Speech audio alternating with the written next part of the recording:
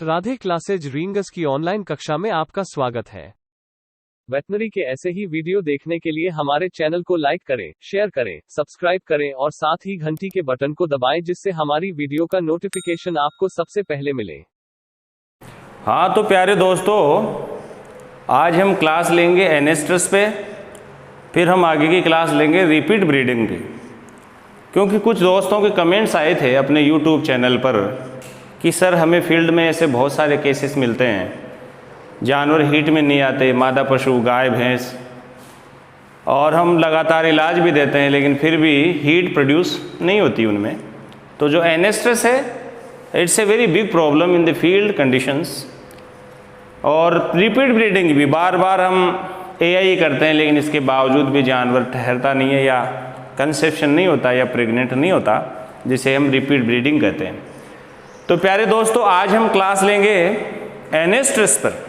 तो देखिए, ध्यान से सुनिए, बहुत ही काम का टॉपिक है और कुछ बच्चों ने पूछा है यूट्यूब चैनल के माध्यम से कमेंट्स करके, तो वो तो खासकर बहुत ही ध्यान से सुने, देखे इस चीज़ को। एनेस्ट्रस का मतलब क्या है प्यारे दोस्तों? AN लगा दिए, इसका मतलब तो नो। ये ईस्ट्रस का ऑपोजिट वर्ड है। ईस्ट्रस का विलोम शब्द है एनेस्ट्रस, और ईस्ट्रस का मतलब होता है प्यारे दोस्तों हीट। ईस्ट्रस का मतलब हीट, एन का मतलब नो, अर्थात एनेस्ट्रस एक ऐसी कंडीशन है जिसमें कोई मादा पशु हीट के सिम्टम्स प्रकट नहीं करता। No heat, no heat is produced by the females. जब हीट प्रोड्यूस ना हो, जानवर हीट में ना आए, इस कंडीशन को हम कहते हैं एनेस्ट्रस। तो प्यारे दोस्तों, एनेस्ट्रस को समझने के लिए आपको पहले किससे समझना पड़ेगा? ईस्ट्रस को। ये ईस्ट्रस क्या है और ये पशुओं में कैसे आती है? अब जैसे कोई 4 महीने की बछिया है, तो आप अगर वो हीट में नहीं आ रही तो आप ये नहीं कह सकते ये एनेस्ट्रस है, क्योंकि अभी तो उसकी उम्र ही 4 महीना है। इसीलिए आपको ये समझना पड़ेगा कि शारीरिक आयु कितनी होनी चाहिए कि उसके बाद में जानवर हीट में ना आए तो हम उसे एनेस्ट्रस बोल सकें। तो ये भी जरूरी हो गया। तो इसीलिए प्यारे दोस्तों, उसको समझाने के लिए हम चलते हैं डायरेक्ट प्यूबर्टी पे। नाम तो आपने काफी सुना होगा। प्यूबर्टी मतलब यौवनारंभ।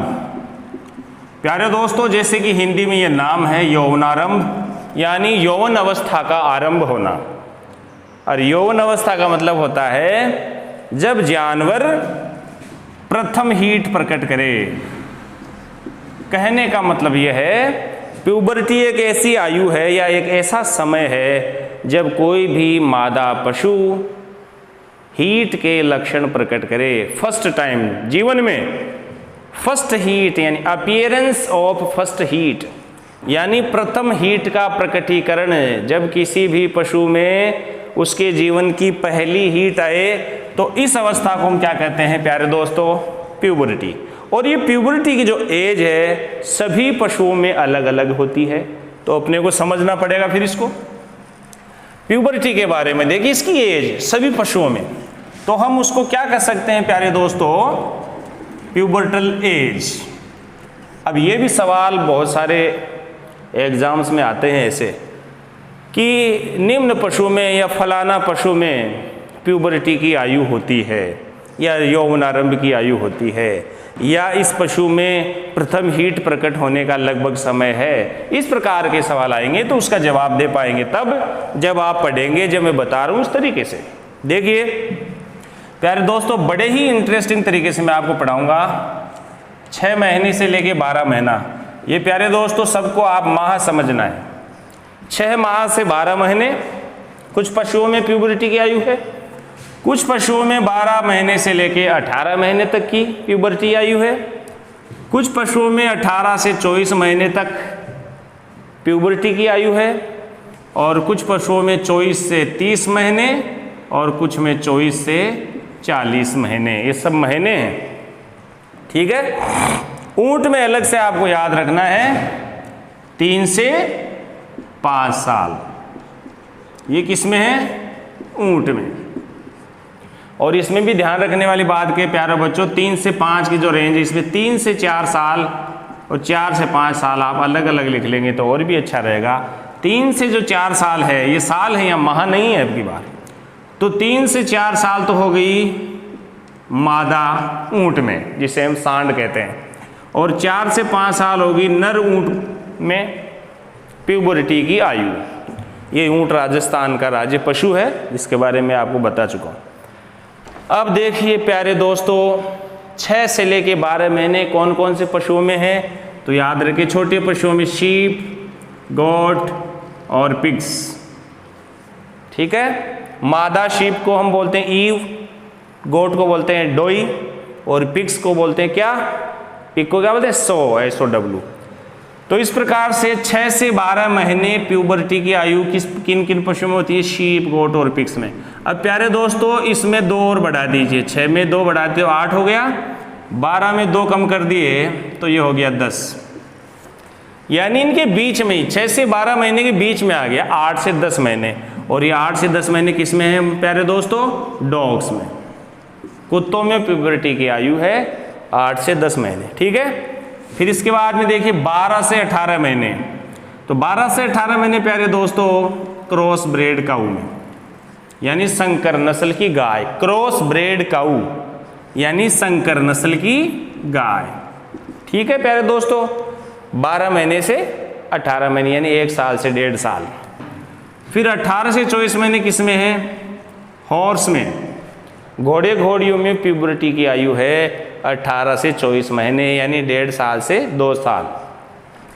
24 से 30 महीने प्यारे दोस्तों देसी गाय में, क्योंकि हम संकर गाय की बात तो कर चुके हैं, इसकी तो बहुत कम है 12 से 18 महीने, लेकिन देसी गाय की आयु थोड़ी ज़्यादा है प्यूबर्टी की आयु 24 से 30 महीने।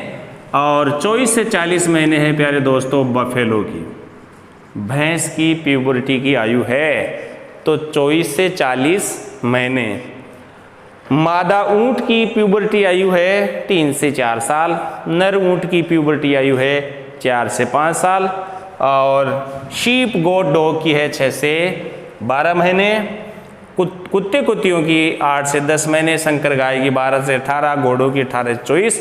इस प्रकार ये रेंज देखो क्रमशः बढ़ते हुए क्रम में आपको आराम से याद हो जाएगा और ज़्यादा रटना नहीं पड़ेगा सबको।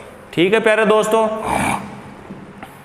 अब आपको समझना यह है मुर्गी के लिए फिर और अलग से पोल्ट्री के लिए, और यहाँ पर प्यूबर्टी की आयु न समझ के हमें यह समझना है कि अंडा उत्पादन कब से शुरू हो जाता है। कभी कभी ये आता है पोल्ट्री में या मुर्गियों में अंडा उत्पादन प्यारे दोस्तों 22 सप्ताह से शुरू हो जाता है और ये 72 सप्ताह तक चलता है।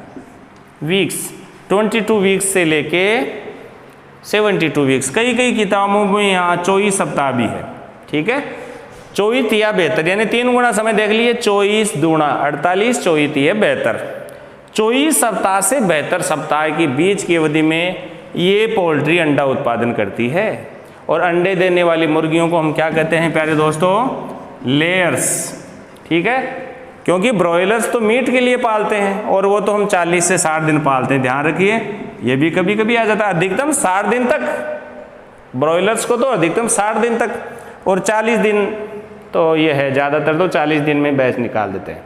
मीट के लिए पाली जाने वाले को ब्रॉयलर्स कहते हैं, लेकिन जो अंडे के लिए पाली जाती हैं प्यारे दोस्तों वो 24 सप्ताह से अंडा देना चालू करती हैं और 72 सप्ताह तक देती हैं, ऐसा मानते हैं। और कई कई किताबों में 22 सप्ताह है, तो वो ऑप्शन पर डिपेंड करता है आपको कैसे पूछा जाता है। तो अब देखिए प्यारे दोस्तों, 18 से 24 महीने की उम्र हो गई किसी घोड़ी की और वो हीट के लक्षण प्रकट ना करे तो इसे हम कहते हैं एनेस्ट्रेस।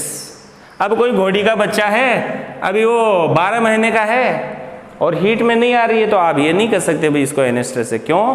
क्योंकि प्यारे दोस्तों अभी उसकी यौनारंभ की आयु ही कहाँ हुई है, आयु ही 18 से 24 महीने है, इसलिए ये बताना बहुत जरूरी था।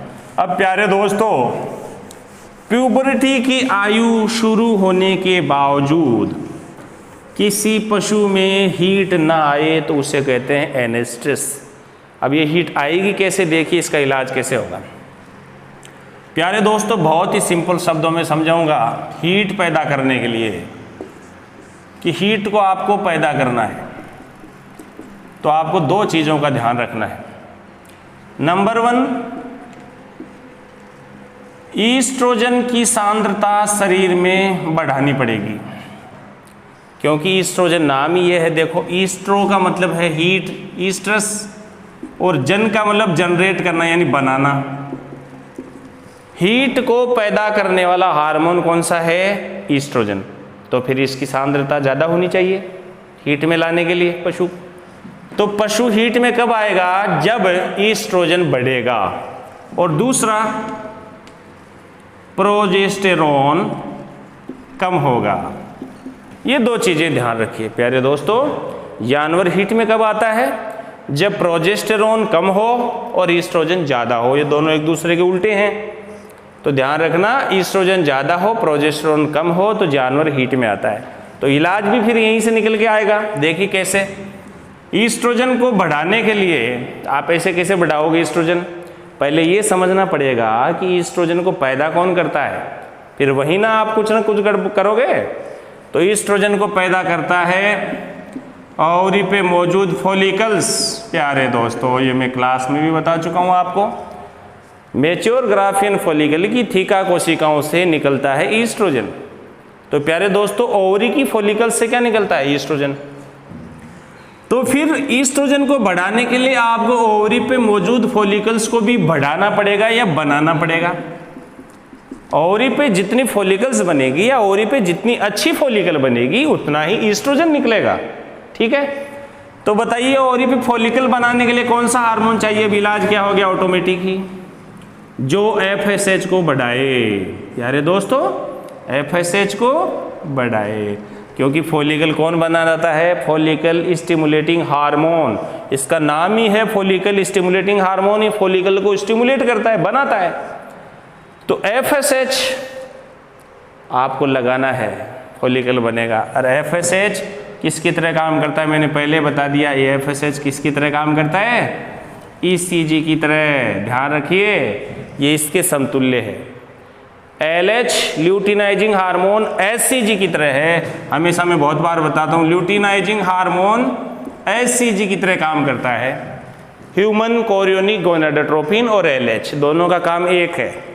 और फॉलिकल स्टिमुलेटिंग हार्मोन और इक्वाइन कोरियोनिक गोनाडोट्रोपिन, ECG का मतलब इक्वाइन कोरियोनिक गोनाडोट्रोपिन, इन दोनों का काम एक है।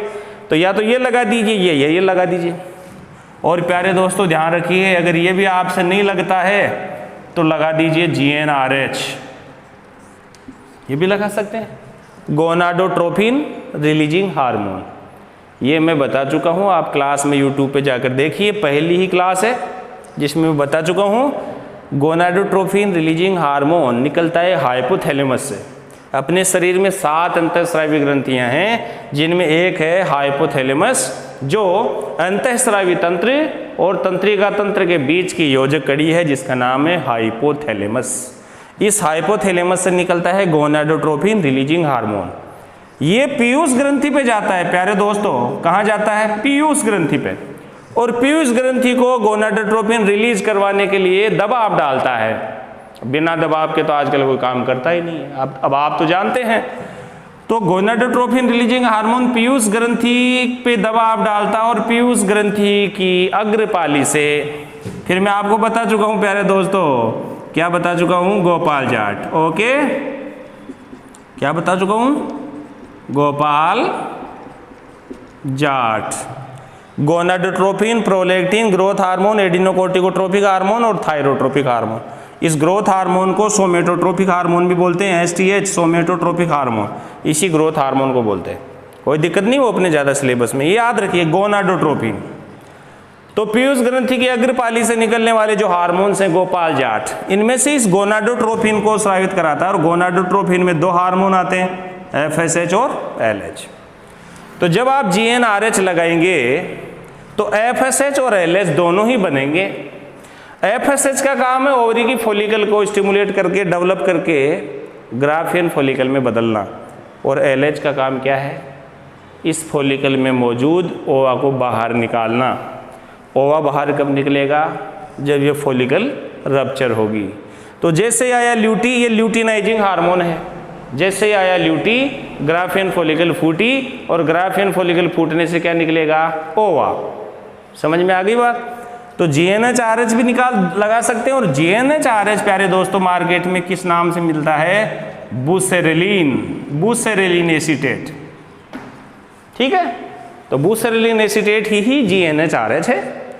तो आप ये दोनों हार्मोन्स निकालेगा तो दोनों का ही काम अपने को प्राप्त हो जाएगा। तो समझ में आ गया ईस्ट्रोजन को कैसे बढ़ाना है? ईस्ट्रोजन को बढ़ाने के लिए ओवरी की फॉलिकल को बनाना है। ओवरी की फॉलिकल को बनाने के लिए या तो FSH लगाना है या ECG लगाना है या GnHRH लगाना है। प्यारे दोस्तों कितना सिंपल है, इट्स वेरी सिंपल। तो फिर ये लगाकर आप ईस्ट्रोजन को बढ़ाएंगे। ठीक है, अब अगला जो स्टेप हमें क्या बता रहा था कि प्रोजेस्टेरोन को कम कैसे करेंगे बॉडी में। अब फिर सोचना पड़ेगा, ईस्ट्रोजन ओवरी की फॉलिकल से निकलता है तो प्रोजेस्टेरोन कहां से निकलता है? कार्पस ल्यूटियम से। यह सवाल आया भी था 2018 पशुधन सहायक भर्ती में। कार्पस ल्यूटियम से निकलने वाला हार्मोन है प्रोजेस्टेरोन। तो प्यारे दोस्तों प्रोजेस्टेरोन स्रावित होता है कार्पस ल्यूटियम से। और इस प्रोजेस्टेरोन की जरूरत क्या होती है? ये प्रेगनेंसी को मेंटेन करता है, यूट्रस की वृद्धि करता है और यूटेराइन मिल्क का स्राव करता है। ठीक है, तो कार्पस ल्यूटियम से मान लीजिए कभी कभी इस कार्पस ल्यूटियम की गांठ हो जाती है, धीरे धीरे ग्रोथ करता करता करता करता तो ये ल्यूटियल टिश्यू बहुत बड़ा हो जाता है, गांठ का रूप धारण कर लेता है और इस बीमारी को हम बोलते हैं ल्यूटियल सिस्ट। ठीक है प्यारे दोस्तों, तो इस ल्यूटियल सिस्ट से भी क्या निकलता है? प्रोजेस्टेरोन। अगर किसी मादा पशु की ओवरी पर ल्यूटियल सिस्ट मौजूद हो तो फिर प्रोजेस्टेरोन लगातार निकलता रहेगा उसकी बॉडी में।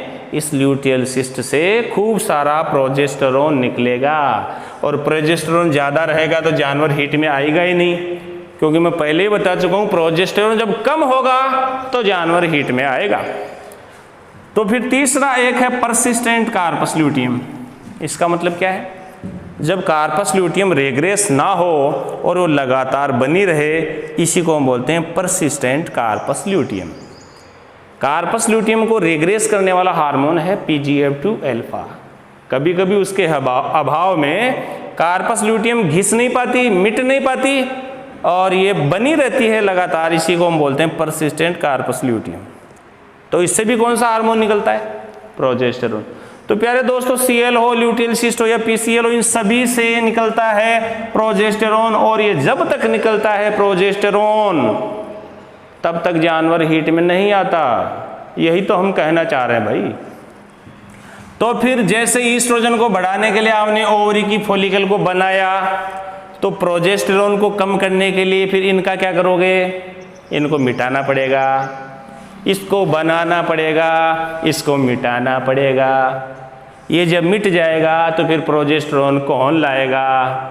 प्रोजेस्टेरोन फिर कम हो जाएगा तो जानवर हीट में आ जाएगा। आप समझ रहे हैं ना?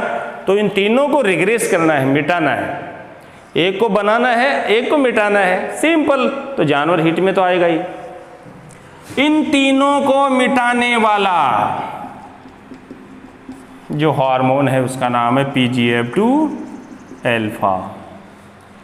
और ये PGF2 अल्फा प्यारे दोस्तों दो प्रकार का होता है, नेचुरल और सिंथेटिक। नेचुरल का मतलब प्राकृतिक, सिंथेटिक का मतलब संश्लेषित। नेचुरल PGF2 अल्फा है, उसका नाम है डिनोप्रोस्ट। और सिंथेटिक जो PGF2 अल्फा है इसका नाम है क्लोप्रोस्टिनोल। ठीक है, चाहे तो ये नेचुरल वाला लगाओ, आपकी इच्छा है। अगर आपको नेचुरल चीज़ें पसंद हो तो डिनोप्रोस्ट लगाइए, और किसी किसी को एकदम बनावटी चीज़ें, सिंथेटिक चीज़ें पसंद हो तो वो क्लोप्रोस्टिनोल लगा सकता है। जैसे नहाने वाली बाजार की साबुन लगाने का कोई शौकीन हो तो क्लोप्रोस्टिनोल लगाओ, और कोई मुल्तानी मिट्टी और छाछ से नहाना चाहता हो तो वो डिनोप्रोस्ट लगाओ। आप समझ रहे हैं ना? नेचुरल का चाह हो तो ये लगाओ, सिंथेटिक का चाह हो तो ये लगाओ, दोनों का एक ही काम है। ये दोनों ही PGF2 अल्फा हैं और ये क्या करते हैं? Cl को, ल्यूटियल सिस्ट को और PCL को मिटाते हैं। वो कहते हैं ना, जब ना रहेगा बांस तो ना बजेगी बांसुरी। आप समझ रहे हैं ना? वो कहते ना, रुलाने तो सब आएंगे, हंसाने कौन आएगा। हमारे बाद में कुछ ऐसा गाना है वो। वैसे ये Cl, ल्यूटियल सिस्ट और PCL ना रहेगी तो फिर प्रोजेस्टेरोन कौन निकालेगा?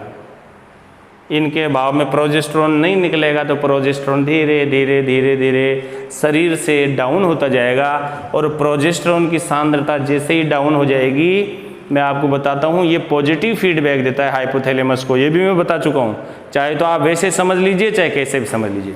कभी कभी ये भी आता है फीडबैक हार्मोन कौन से हैं, ईस्ट्रोजन और प्रोजेस्टेरोन दोनों ही हैं। ईस्ट्रोजन की बढ़ी हुई सांद्रता और प्रोजेस्टेरोन की घटी हुई सांद्रता दोनों ही फीडबैक देती है। तो ईस्ट्रोजन घट जाएगा इनके नष्ट होते ही, ईस्ट्रोजन घटेगा तो जानवर हीट में आएगा कि नहीं आएगा, आएगा। तो ये हो गया हार्मोनल ट्रीटमेंट। प्यारे दोस्तों, हीट में लाने का हार्मोनल ट्रीटमेंट हो गया ईस्ट्रोजन को बढ़ाना और प्रोजेस्टेरोन को कम करना।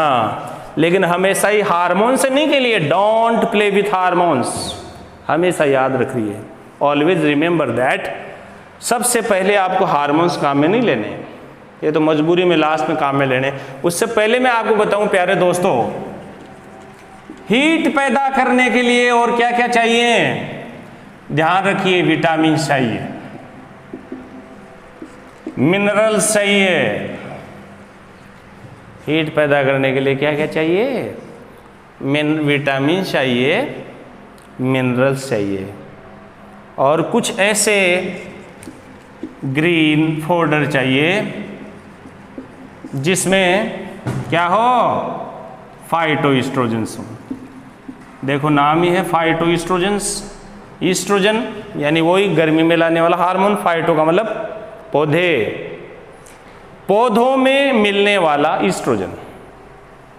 तो ये बताइए कहाँ होता है ग्रीन फोडर में, बताऊंगा आने वाले समय में। तीनों पे भी विशेष ध्यान रखिए। और विटामिन में प्यारे दोस्तों आपको ध्यान रखना है विटामिन ए, विटामिन D3 और विटामिन ई। ये तीन ही विटामिन फर्टिलिटी को बढ़ाने में या इनफर्टिलिटी को दूर करने में सहायक होते हैं। इसीलिए प्यारे दोस्तों विटामिन ई को तो एंटी स्टेरिलिटी हार्मोन भी कहते हैं। बांझपन को दूर करने वाला विटामिन किसे कहते हैं, विटामिन ई को। और विटामिन D3 और ए ये भी होना चाहिए डाइट में, ठीक है। इसके बाद में प्यारे दोस्तों इनके संगत जो मिनरल्स हैं वो ये भी मैं बता चुका हूँ, जोड़े हैं।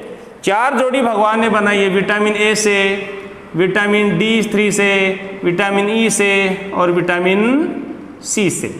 विटामिन ए से जिंक की जोड़ी, D3 से कैल्शियम की जोड़ी, विटामिन ई से सेलेनियम की जोड़ी और विटामिन सी से आयरन की जोड़ी। हमेशा ध्यान रखिए प्यारे दोस्तों, जिंक होगा तो विटामिन ए होगा, D3 होगा तो कैल्शियम होगा, सेलेनियम होगा तो ई होगा, और विटामिन सी जब होगा जब बॉडी में आयरन होगा। या आयरन का अवशोषण कराने के लिए विटामिन सी की जरूरत है, इसके अवशोषण के लिए ये जरूरी है, इन दोनों के लिए ये संगत है, इनकी जोड़ी है आपस में, ठीक है।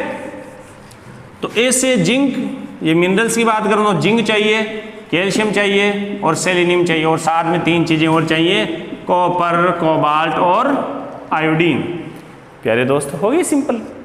हीट में लाने के लिए मिनरल्स कौन से हो गए, zinc, calcium, selenium, copper, cobalt और आयोडीन। तो ऐसा मिनरल मिक्सचर का चयन कीजिए जिसमें ये सारी चीजें हों। मिनरल मिक्सचर खूब आते हैं मार्केट में। फिर ग्रीन फोडर ऐसा है जिसमें फाइटोएस्ट्रोजेंस हो, उसका नाम है रिजका, जिसे हम कहते हैं ल्यूसर्न। ध्यान रखिए प्यारे दोस्तों, ल्यूसर्न में सेपोनिन भी होता है जिसके कारण झागदार आफरा बनता है, और रिजके में फाइटोएस्ट्रोजेंस भी होता है जो जानवर को हीट में लाता है। तो रिजका या ल्यूसर्न जिसे हम बोलते हैं साइंटिफिक नेम मेडिकागो सटाइवा, मेडिकागो सटाइवा इस रिजके का वैज्ञानिक नाम है। तो प्यारे दोस्तों यहाँ भी ध्यान देना है, आप डायरेक्ट ऐसे नहीं हार्मोन्स पे चले गए डायरेक्ट ही, पहले इनको तो देकर देखो, डिवर्मिंग करो। कभी कभी पैरासाइटिक लोड, अंतः परजीवी इतने होते हैं कि उन अंतः परजीवियों के कारण ही बेचारा जानवर हीट में नहीं आ पाता है। तो उसमें हार्मोन लगा के क्या करोगे, क्या GnRH लगाने से, क्या PGF2 लगाने से वो राउंडवर्म मर जाएगा, क्या वो फेशियाला मर जाएगा? अंतः परजीवी थोड़ी ना मरेंगे हार्मोन से, वो तो डिवर्मिंग से मरेंगे ना, एल्बेंडाजोल, फेनबेंडाजोल, आइवरमेक्टिन, इन सब से मरेंगे। ट्राइक्लाइबेंडाजोल, लिवामेजोल, ऑक्सीक्लोजनाइड, रेफोक्सानाइड, पाइपराजिन वगैरह सब, there are so many endoparasiticidal drugs. तो ये सारी चीज़ें आपको ध्यान रखना है। पहले डिवर्मिंग करके मिनरल मिक्सचर वगैरह दीजिए, थोड़ा रिजका खिलाइए कुछ दिन के लिए। उसके बाद में भी जानवर हीट में नहीं आता है तो जो मैंने हार्मोन्स वाला जो तरीका बताया वो अपनाइए, ठीक है। इसके बाद में भी जानवर हीट में नहीं आता है तो प्यारे दोस्तों, या तो आपको ये पता नहीं चल रहा है कि जानवर के हीट के सिम्टम्स कब गए, क्योंकि हीट के जब लक्षण प्रकट करता है जानवर, सभी पशुओं में अलग अलग प्रकट होते हैं। भैंस में साइलेंट हीट आ गई और आपको पता ही नहीं चला, तो फिर वो एक अलग बात है कि आपको हीट का पता ही नहीं चला। बकरी बार बार पूंछ हिला रही है, फ्लैगिंग ऑफ टेल्स, और आपको पता ही नहीं चला कि हीट में आ गई है। तो इस प्रकार से फिर वो प्रॉब्लम्स होती है, तो वो तो उनका जवाब अलग है और फिर कभी अगली क्लास में बताएंगे हम हीट के लक्षण अलग अलग पशु किस प्रकार से प्रदर्शित करते हैं। इसके बाद में हम आगे वाली क्लास लेंगे रिपीट ब्रीडिंग पे, उसको भी बहुत आसानी से आपको समझाएंगे कि रिपीट ब्रीडिंग का इलाज हम कैसे करें। फिर तब तक आप इंतजार कीजिए अगली क्लास का, फिर अगली क्लास में मिलेंगे आपको एक रिपीट ब्रीडिंग व नए सब्जेक्ट के साथ। तब तक के लिए बहुत बहुत धन्यवाद। जय हिंद, वंदे मातरम।